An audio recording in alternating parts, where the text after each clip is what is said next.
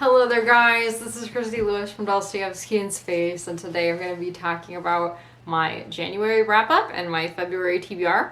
And I wasn't able to take notes on everything that I read this month, unfortunately, but that's okay, we're just gonna jump into it because I'm not gonna have time to film it later in the month because it's already close to the end, so here we go. Okay, so these are in no real sort of order, but I finished for Flannery January a story called A Circle in the Fire, and I pretty much go at the pace of one short story by Flannery O'Connor every Flannery January, which I know is not very fast.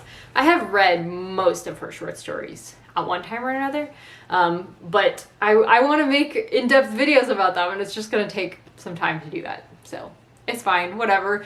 This was one that she mentioned in her letters, and I really enjoyed it, and I really enjoyed breaking it down. I just am never disappointed by a Flannery story, honestly. There's always so much to dig out, and I just love her art. She really is an artist, so yeah, I actually filmed a long video about it. It's like 20 minutes long, and hopefully you'll be seeing that soon, although probably not before Flannery January ends. But that's okay, this is really good. It was about a mother and daughter and their farm, and what happens when the very inflexible mother meets with a group of rowdy boys, and who decide to test her iron control of everything. Yeah, quite interesting. And I loved it. I just always loved Flannery. So, and next, I can actually say now that I always love Flannery because I reread Wiseblood. I don't know where I put it. It's around here somewhere. Wiseblood is so good, guys. Wow. The first time I read it, I really had a hard time with it. It was just emotionally a very difficult read for me. But the second time around, I really did understand it better, and I find that to be the case a lot of times with things that the first time around are such a blow to my emotions. I really love them the second time around. I've just found that to be a pattern with me. Not always. Like Madame Bovary, I'm never gonna love that book, but that's okay. Wiseblood, yeah, okay, so this is following Hazel Motes, who is a prophet against Christ, and he is such a character.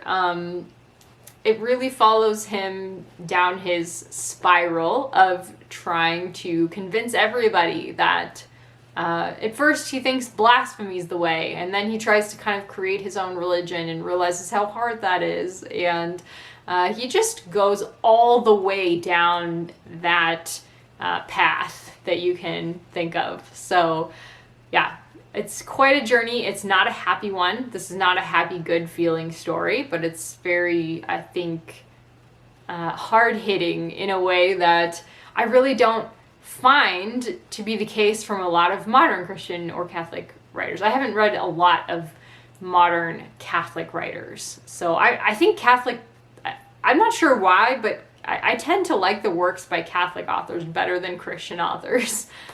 I'm not really entirely sure why, but I think part of it is because they're so hard-edged, they're so intense. I often prefer intensity to fluffiness. Just my personality type. So anyways, loved Wiseblood.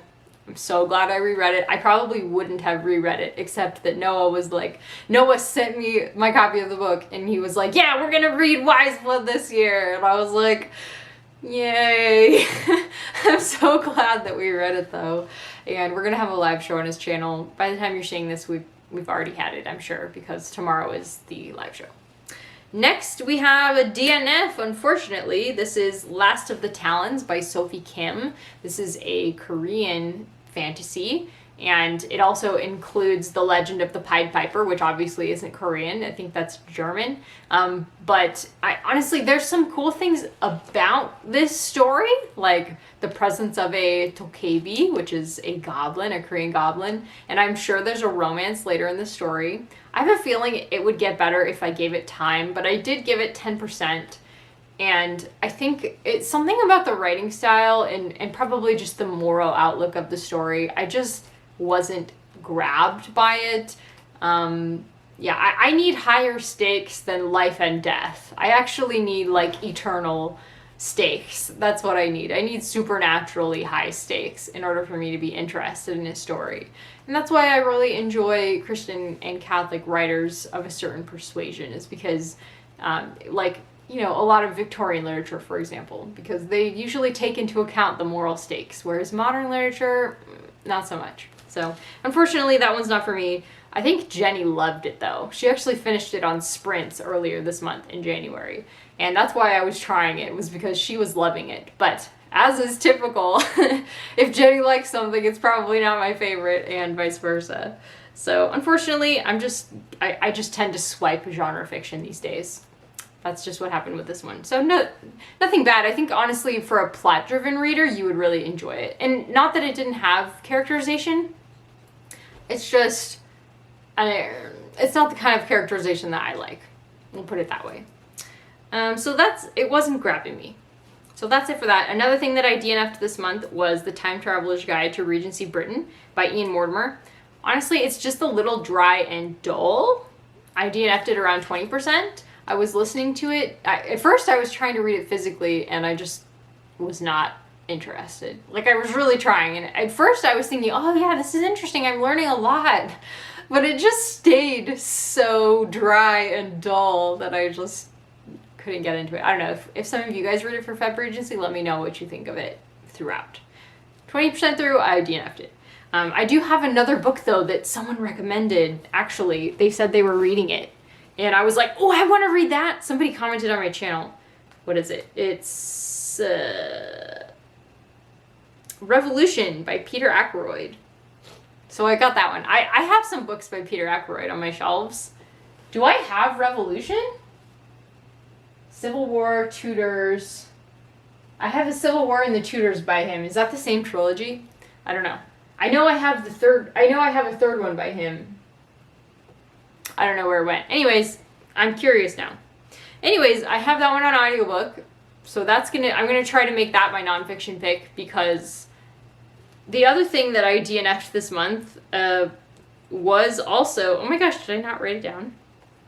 I don't know where it went. It was, I'm so annoyed that I don't have it written down. It was a memoir by, like, Mariah somebody. And she, I'm sorry, the details are just completely escaping me. She was, like, shipwrecked and enslaved or something off of the coast of some other nation. So she began her little tract with a description of the nation, and it was just like the writing about the other nation was so stereotypical, and I was just like, how long are we going to be going on about this nation? I was really in it to hear her experience, I guess. And she started off instead with a history of the nation where she spent time as a slave, you know. And like one of the lines was, you know, everybody here is such a bandit. Everybody here is a great bandit, you know. They're really good at being bandits. It was like, okay, that's enough stereotyping for me. I think I'm done with this. I mean, even if it's true, it's just like, I don't know. How do you know? You probably only spent like 3 years there. Do you really think you know? So unfortunately that was a DNF. That had been on my TBR since last Feb Regency, so it's unfortunate, but that's okay. I got a lot of DNFs out of the way earlier in the month, and that was one of them. Okay, so I also finished The Importance of Being Ernest by Oscar Wilde. This was a play that I read together with Kate Howe's Patreon. Several people were there. Chelsea from Wages of a Time Wanderer was there, and Morgan, who has like a Christian fiction podcast and is a good friend of Kate's, was there. Morgan is a great actress, so that was so fun. And Kate read one of the parts, and Rainey read one of the parts, and it was so fun. I ended up picking one of the parts with the most lines, which I was like, I've never even read this or seen this, so I don't know how I'm gonna do.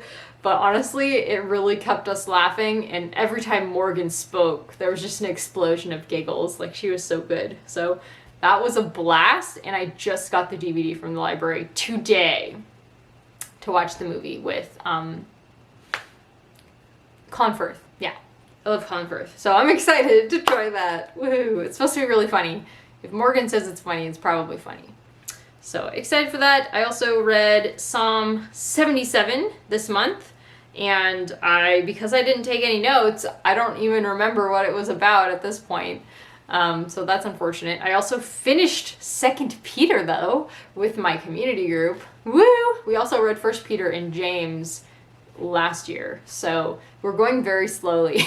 But we're about to finish Lamentations. Probably in February we will finish Lamentations. So we're picking up speed a little bit because we're starting to meet every week regardless of how many people can come, because I know that Joanna, my girl Joanna, Bible study buddy, will almost always be able to make it, and Dia is also hanging out with us and can come a lot of nights. So we just decided we're just going to keep meeting, even if it's just Joanna and I will meet, you know?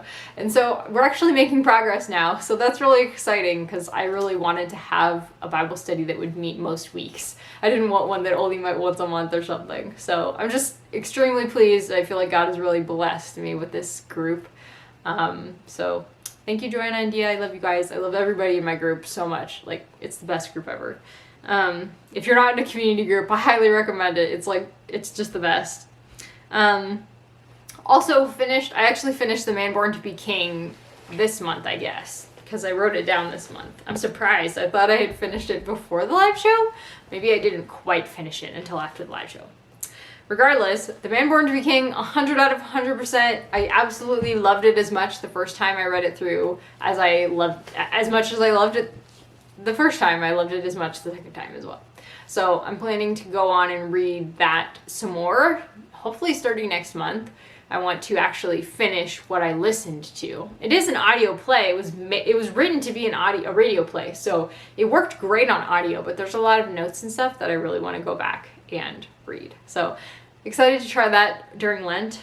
And yeah, so, and then I also finished I Want to Eat Your Pancreas, which is a manga. The art is by Idumi Kirihara, and the story is by Yoru Sumino.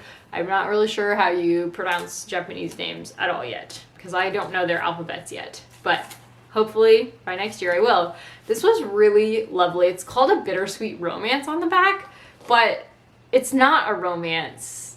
It's really not a romance, so I don't know why they call it a romance. It is very bittersweet. But it's about 2 teenagers, one of whom is dying of a pancreatic disease that remains unnamed, and a boy who is the only person her age who actually knows about that beyond her family. Nobody else knows, and he knows because he just happened to see a diary called Living with Dying, like a book, sitting on a seat, and when he visited a hospital, and he picked it up and he was like, I wonder whose this is, and he opened the front page and it says, I have 2 years to live, or something like that, you know, or I have 1 year to live, or something. And he saw that, and then a girl from his school that he actually knew said, that's actually my book. I'm so glad you know now, because nobody else I know really knows. So that's how their friendship starts, and he's so introverted that it's kind of a very one-sided relationship for part of this, but the girl is very persistent and eager and very extroverted, and so it's very sweet how they kind of open up to each other, and they kind of discuss the meaning of life for each of them, and she really admires him for being very strong, being an independent sort of person, and she is more of the type where the people around her are what give her life. That's what makes her life special. That's the meaning of life for her. So, I mean, it's not like, it's not Christian, but I really did, and I like stories that are about dying and the meaning of life. I always find that fascinating. So, I loved this. I read this particularly because of Mingi from AT's, Mingi. I think it's more of a G sound in that case. The G's and the K's in Korea are sometimes the same. It depends on the consonant. So I think it's Mingi. Anyways, Mingi read this, and he's a big fan of anime and manga. So he loves this author. He's read more things by this author. So I'm going to try and find some more things for a video that I'm doing, reading like ATs. Yeah. So I loved this, and I just loved it because the boy reminds me a lot of Mingi. They're both like very IT on the MBTI personality test, and I think that probably he related very much to the main guy character in the story. So it was really, I think part of the reason why I loved it was because I felt like I was understanding Mingy better by reading that story. So next we have The Apothecary Diaries, Volume 3. That's the last thing. Oh no, that's not the last thing. I forgot one thing. So anyways, that was Volume 3 in the Apothecary Diaries series. I don't remember what it was about because I didn't write any notes, but I loved it. I loved all 3 volumes so far of the Apothecary Diaries, and I'll probably get to that eventually too. I'm still finishing up The Hobbit and Harry Potter, the Illustrated #4, so probably when I finish those, they'll probably get interrupted again because I need to make a lot of progress on Evelina. So Evelina's on my TBR obviously for Feb Regency, and I'm really enjoying it, but I'm not very far into it yet. So anyways, that's kind of where my bedtime reading is at the moment. But yeah, I loved the Apothecary Diaries series. I've already described it lots of times on this channel, so I don't feel like I need to really describe it again, but it's about a woman who was sold into a Japanese harem to be a slave there, basically, a servant, and they end up finding out that she has experience as an apothecary owner. She used to own an apothecary, and so she has all this experience of like poisons and taste testing and stuff like that. And so it's kind of about her adventures living in the royal harem in Japan and testing poisons and doing all kinds of interesting stuff. So yeah, really interesting, and I'm enjoying it a lot. And the other thing that I finished this month was The House with the Golden Door by Elodie Harper, which tomorrow I'm going to be talking about it with Elena. Woo! Yeah! So if you guys know who I'm talking about, Alana Estelle, we're going to be recording a discussion video on the first 2 books of Elodie Harper's Wolf Den trilogy. So loved book 2. Like, there was no build up in this one. It was just all full steam ahead. And I did find it very gripping. So I'm excited to discuss it with her. And I'm very excited for book 3 because it's really going in a direction I didn't expect. So it's exciting. So yeah, my February TBR I've already talked about in other videos for the most part, but that's okay. We'll go over it again. Evelina, obviously, and then the Revolution book that I talked about by Peter Ackroyd. I always mispronounce that. And The Heir of Redclyffe by Charlotte Mary Yonge, which is Kate Howe's book club book, I think. Either that or it's for March. It might be for both of those months. I don't know. I'm going to try and read it, though. I have been wanting to read that. Or was that this month? That might have been this month, and I might have missed it. I don't remember now. Okay. Anyways, The Heart of Darkness with Tiffany. Yay! I'm excited that that won her Patreon poll because in my Joseph Conrad era. Very excited. I'm hoping to get to a couple other things like Julius Caesar. But honestly, Evelina is long enough that that's probably, I'm going to have to focus all my energy on that, unfortunately. I won't probably get much else read. But I do have the audiobook for Revolution, so hopefully I can listen to that sometimes. And let's see, I also found a book called The Midnight Court by Brian Merriman, which I heard of through Flannery O'Connor. It was in one of her letters. She recommends Frank O'Connor, who did a translation of The Midnight Court by Brian Merriman. And I got that's not the translation that I got, but my library did have a copy of, I think it's a poem. Excuse me, I believe it's a poem, and I think it's a Regency era poem. Maybe I'm wrong. I had it written down here, but I didn't include it in my Feb Regency TBR, so it might not be Regency. Regardless, that could count for the poetry prompt. I'm not sure. And then I also really wanted to read a Sir Walter Scott, but I think it's going to be too long. And Behind Closed Doors, At Home in Regency England by Amanda Vickery. I had written that down. I'm sure I'm not going to get to it. It's just too much. And then the other thing that I have written down, still, this is a holdover for many months. Tom from LA Books worked on a graphic novel with some other people. I really want to read it. He sent me a review copy, but it is one that I have to read on my iPad. So Yeah, that's why I haven't gotten to it yet. If I could read it on my e-ink Kindle, I would have probably finished it by now. But anyways, I'm excited to read that. It looks really good. So that's all. I hope that you guys enjoyed this wrap up in TBR. Let me know your thoughts, what you read this month and would recommend, and what you're planning to read next month. If you're going to join us for Feb Regency, do let us know. Talk to you next time. Bye-bye.